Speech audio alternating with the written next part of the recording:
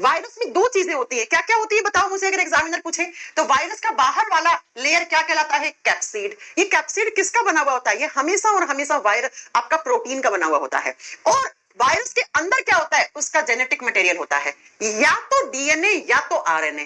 कुछ ऐसे वायरस होते हैं जिनका आनुवंशिक पदार्थ डीएनए होता है, तो उन वायरस को बोलते हैं डीएनए वायरस। क्या कहते हैं उनको? उनको डीएनए वायरस कह देते हैं। और कुछ ऐसे वायरस होते हैं जिनका आनुवंशिक पदार्थ, जिनका जेनेटिक मटेरियल आरएनए होता है, तो उनको आप आरएनए वायरस कहते हैं। बच्चों, एक वायरस में दोनों एक साथ नहीं हो सकते।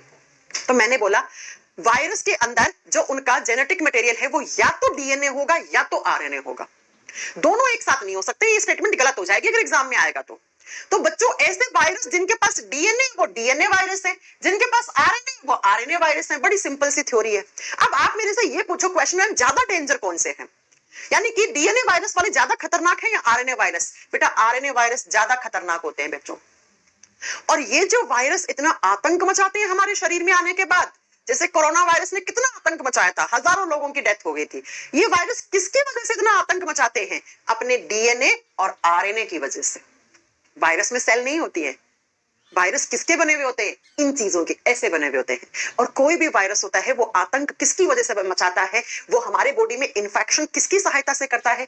डीएनए या आरएनए की सहायता से। आई बात मेरी समझ में?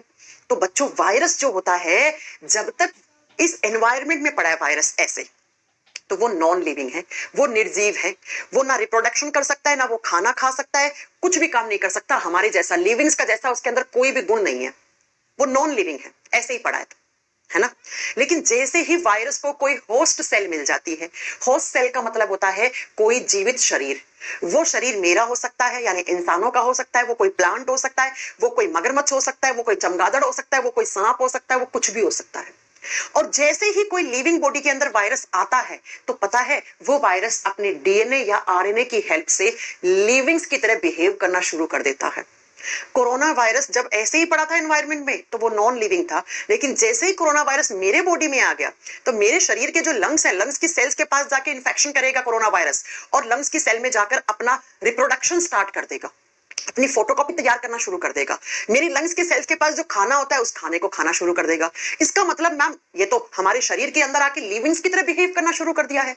अरे, रिप्रोडक्शन कौन करते हैं? लिविंग्स करते हैं। खाना कौन खाते हैं? लिविंग्स खाते हैं। तो कोई भी वायरस होता है, जब तक वो किसी होस्ट सेल में, होस्ट सेल का मतलब होता है ऐसी सेल जहां पर उसे खाना पीना मिल जाए, जहां पर उसे वो सारी सर्कमस्टेंसेस मिल जाए जो वायरस को लिविंग बना देती है, उसे होस्ट सेल कहते हैं।